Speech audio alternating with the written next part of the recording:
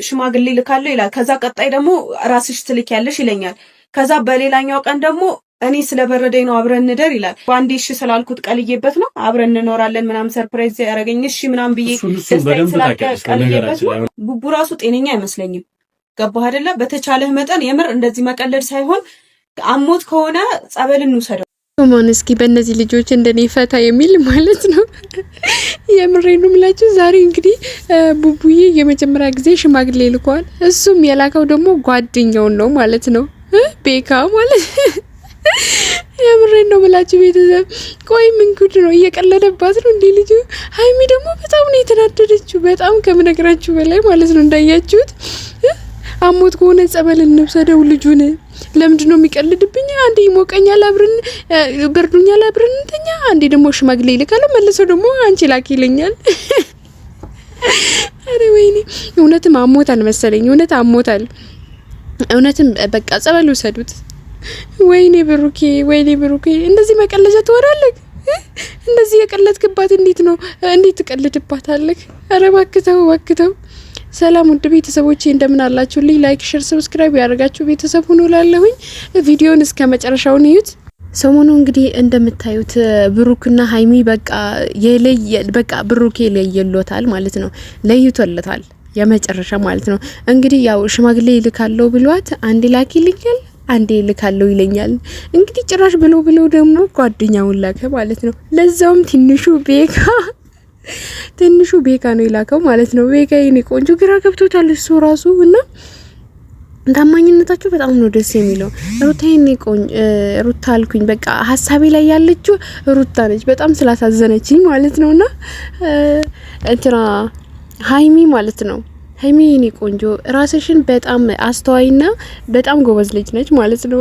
ሀይሚ ማለት በቃ ምንም ግራ ገብቷታል ሀይሚ የኔ ቆንጆና እኔ ለምንድን ነው እንደዛ የሚያደርገኝ? ካመሙ ጸበል እንውሰደው አለች። እውነትም ታሟል። ዛሬ ሚፍታህ ራሱ ተጫውተውበታል እንደውድ ማለት ነው። በጣም ነው የተጫወተበት። በቃ አብራይ እኔ ይሞቀኛል ካልክ ምናምን ነገር ሂድ ውጣልኝ፣ ስለዚህ አብረን የምንተኛው ቤታችን ውስጥ ተለቀው ውጣልን እያለው ነበረ ማለት ነው። ለሚፍታህ ራሱ ቀን ሁሉ የተጫወተበት ነው የዋለው እና ቤተሰብዬ ሀይሚና ቡራዬ ሀይሚ በጣም ግራ ገብቷት እንግዲህ በቃ የሆነ ለማልቀስ ምንም አልቀራትም ማለት ነው። በጣም ነው ግራ የተጋባችውና ታማኝነታቸው በጣም ደስ ይላል። ፍቅራቸው በጣም ደስ ይላል። ዘና ፈታ የሚያረጉኝ ልጆች ቢኖሩ እነዚህ ናቸው ማለት ነው። በቃ ያለ ሀሳብ ያለ ጭንቀት በቃ ዘና ገብተህ ስታያቸው በቃ ገብታችሁ እነሱን የምሬን ነው የምላችሁ ቤካ ቲዩብ ላይ ተለቋል ማለት ነው ቪዲዮን እና እንዴት እንደሚያስቁ እንዴት ደስ እንደሚሉ ልነግራችሁ አልችልም። የምሬን ነው የምላችሁ። ያምታቃችሁ ታቃቻላችሁ። ሀይሚና ቡራዬ ማያቅ የለም መቼስ ሚዲያ ላይ እና ፈታ ነው የሚያደርጉኝ ማለት ነው። ፈታ በቃ በዚህ ሰሞን በቃ የሌለ ነው በቃ የሌለ ንሽጥ ነው በቃ ግራ ገብቷታል። እሷ ይጫወትባታል። ፕራንክ ያደርጋት ነው ይሄ ሁላ ማለት ነው። አውቆ ነው ፕራንክ ያደረጋት ነውና ትላንትና ደግሞ ይሰራለው ብዬ ቪዲዮን አልሰራሁት ሪከርድ ሁላ አድርጌ አልተመቸኝም ተውኩት ማለት ነው።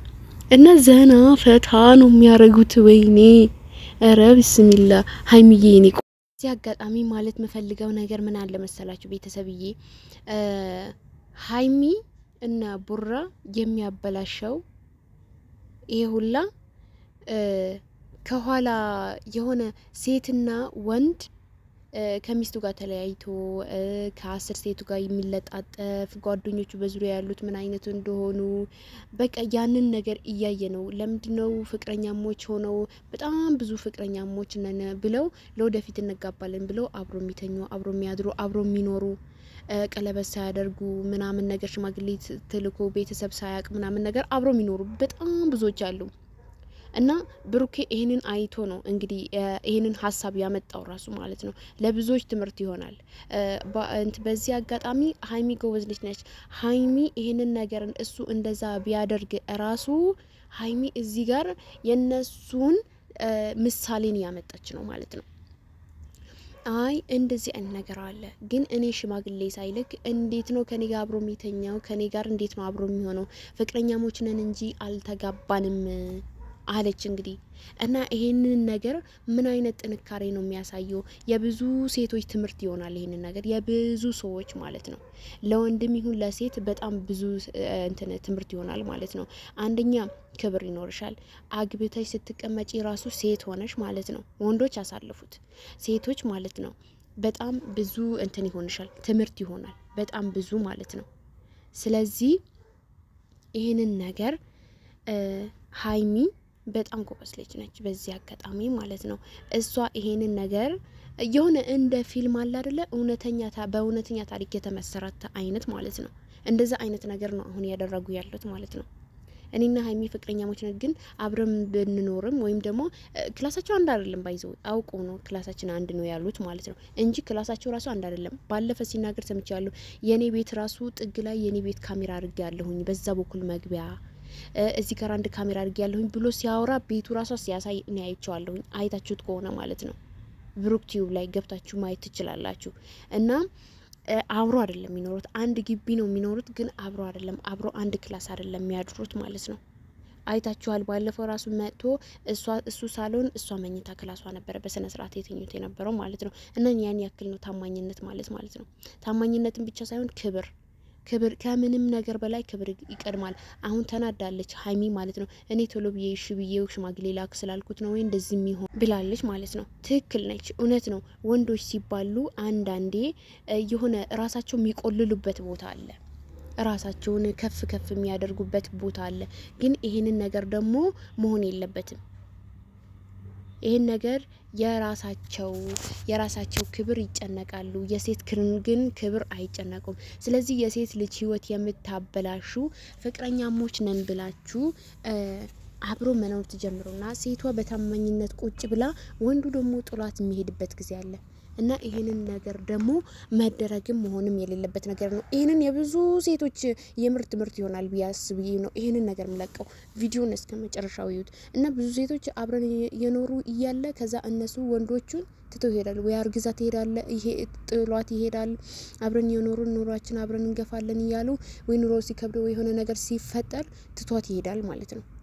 መሆን የለበትም። ይሄ ግን አብራችሁ ከመኖራችሁ በፊት አቅም ካላችሁ በስነ ስርዓት ቀለበት ኒካህ ምናምን ነገር አርጋችሁ ከዝሙት በፊት ቅድሚያ ኒካህ ይበልጣልና ኒካህ አርጋችሁ መኖር ነው እንጂ ዝሙት ምን ያክል የከፋ እንደሆነ እናውቃለን። ስለዚህ እዚህ ጋር ሀይሚ በጣም ነው የተጠነቀቀችው ማለት ነው። በጣም ማለት ነው ራሷን አስከብራ ነው የምትኖረው። የምሬን ነው የምላችሁ። በጣም ምርጥ ብቻ አላቅም። የሆነ እዚህ ምድር ላይ እንደዚህ አይነት ሴት አለ እንዴ እስከሚባል ድረስ ነው ሀይሚ እየደረሰችው ማለት ነው። በጣም ጎበዝ ልጅ ነች፣ በጣም ከምነግራችሁ በላይ ማለት ነው። እና ታማኝነት እስከ ጥግ። ስለዚህ የራስሽን ታማኝ ሁኒ፣ የዛ ሰው ታማኝ ሁኒ እና ነገ ደግሞ ታማኝ ሆነሽ በስነ ስርዓት ከባለቤትሽ ጋር ስትኖሪ በስነ ስርዓት ተከባብረሽ ነው የምትኖሪ ማለት ነው። ከዛ በኋላ ብትለያዩ ጥሎ ራሱ ቢሄድ ምንም አይመስለሽም። ማንም ምንም አያገባውም። ለምን? በስነ ስርዓት ሽማግሌ ልኮ ነበር ያገባው። ከዛ እሱ ትቶ ሄደ። የራሱ ጉዳይ ነው። በቃ አለቀ። ይህንን ነው መሆን ያለበት እንጂ ዝም ብሎ ማለቱ አግባብ አይደለም ባይነኝ እኔ ማለት ነው።